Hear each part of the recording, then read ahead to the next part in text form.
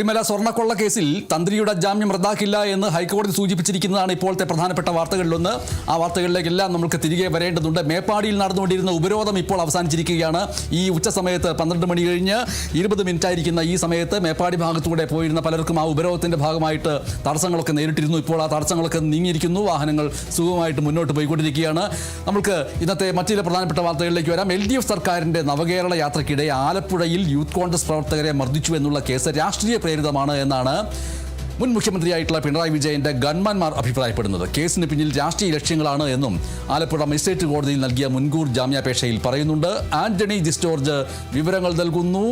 ഈ നവകേരള യാത്രയ്ക്കിടെ ഉണ്ടായിട്ടുള്ള കോൺഗ്രസ് പ്രവർത്തകർക്ക് നേരെയിട്ടുള്ള ആ മർദ്ദനത്തെ വിശേഷിപ്പിക്കുന്നത് രക്ഷാപ്രവർത്തനം എന്നുള്ളതാണ്. രക്ഷാപ്രവർത്തനത്തിന്റെ ആ കേസ് ഇപ്പോൾ വലിയ രീതിയിലുള്ള മുന്നോട്ട് പോക്കുകളിലേക്ക് വന്നിരിക്കുന്നു, പ്രത്യേകിച്ചും പുതിയ സർക്കാർ വന്നതിന് ശേഷം. പക്ഷേ ആ കേസ് രാഷ്ട്രീയ പ്രേരിതമാണ് എന്ന് ഈ മുൻ മുഖ്യമന്ത്രിയുടെ പിണറായി വിജയന്റെ ഗൺമാൻമാർ പറയുന്നത് എന്തൊക്കെ കാര്യങ്ങൾ നിരത്തിക്കൊണ്ടാണ് അത് രാഷ്ട്രീയ പ്രേരിതമാണ് എന്നവർ പറയുന്നത്? ആന്റണി ജോർജ്.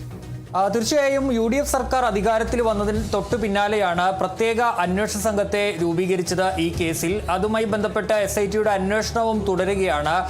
നേരത്തെ 2 പ്രതികളാണ് കേസിൽ ഉണ്ടായിരുന്നതെങ്കിൽ കഴിഞ്ഞ ദിവസം ഇടക്കാല റിപ്പോർട്ട് സമർപ്പിച്ചപ്പോൾ അത് 5 പ്രതികളായി. ഇതിന് പിന്നാലെയാണ് ഈ കേസിലെ 1ഉം 2ഉം പ്രതികളായ സന്ദീപും അതുപോലെ തന്നെ അനിൽകുമാറും ആലപ്പുഴ മജിസ്ട്രേറ്റ് കോടതിയിൽ മുൻകൂർ ജാമ്യാപേക്ഷ നൽകിയത്. ആ മുൻകൂർ ജാമ്യാപേക്ഷയിൽ അവർ പ്രധാനമായും പറയുന്ന കാര്യങ്ങൾ ഇങ്ങനെയാണ്. അതായത് രാഷ്ട്രീയ പ്രേരിതമാണ് ഈ കേസ് എന്ന് പറയുന്നത്. UDF സർക്കാർ അധികാരത്തിൽ വന്ന ശേഷമാണ് പ്രത്യേക അന്വേഷണ സംഘത്തെ രൂപീകരിച്ചത്.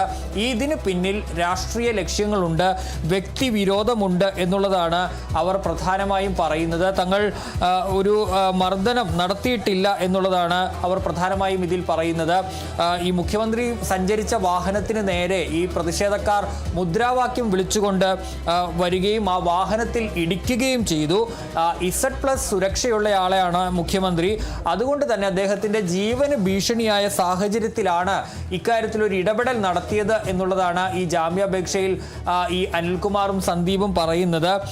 ഒരു ഔദ്യോഗിക കൃത്യനിർവഹണമാണ് നടന്നത്, അല്ലാതെ മറ്റൊന്നും നടന്നിട്ടില്ല എന്നുള്ളതാണ് പ്രധാനമായും അവർ പറയുന്ന ഒരു കാര്യം.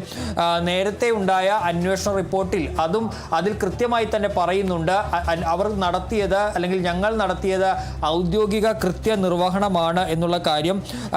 ഞങ്ങളെ സംബന്ധിച്ച് അല്ലെങ്കിൽ അവർ പറയുന്നത് ഞങ്ങളെ സംബന്ധിച്ച് ഒരു ക്രിമിനൽ പശ്ചാത്തലവും ഇല്ല.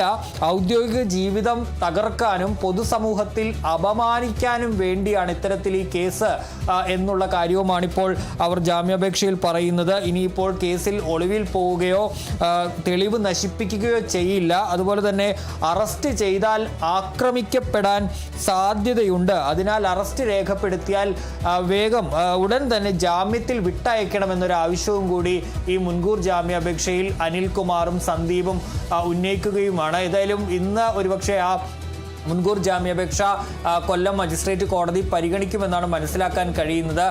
കഴിഞ്ഞ ദിവസമാണ് ഇരുവരും ഈ മുൻകൂർ ജാമ്യാപേക്ഷ നൽകിയിട്ടുള്ളത്. അതേസമയം ഇവരുടെ മുൻകൂർ ജാമ്യാപേക്ഷയിൽ അന്ന് മർദ്ദനമേറ്റ ഇപ്പോൾ ആലപ്പുഴയിലെ MLA ആയ AD തോമസും അതുപോലെ തന്നെ അജയ് ജുവലും കക്ഷി ചേരുമെന്നുള്ള കാര്യം വ്യക്തമാക്കിയിട്ടുണ്ട്.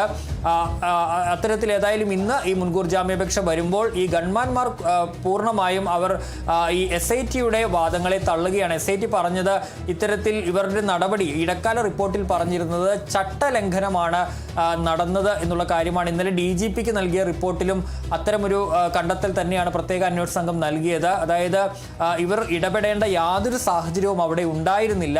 ചട്ടവിരുദ്ധമായാണ് കാറിൽ നിന്ന് ഇറങ്ങി ഇത്തരത്തിൽ ഈ യൂത്ത് കോൺഗ്രസ് പ്രവർത്തകരെ ഈ ഗൺമാൻമാർ മർദ്ദിച്ചത് എന്നുള്ളതാണ്. ഏതായാലും അതിന് വിപരീതമായ അല്ലെങ്കിൽ അതിനെ പൂർണ്ണമായും തള്ളുന്ന വാദങ്ങളാണ് ഇപ്പോൾ മുൻകൂർ ജാമ്യാപേക്ഷയിൽ ഈ സന്ദീപും അനിൽകുമാറും 1ഉം 2ഉം പ്രതികൾ ഉയർത്തുന്നത്.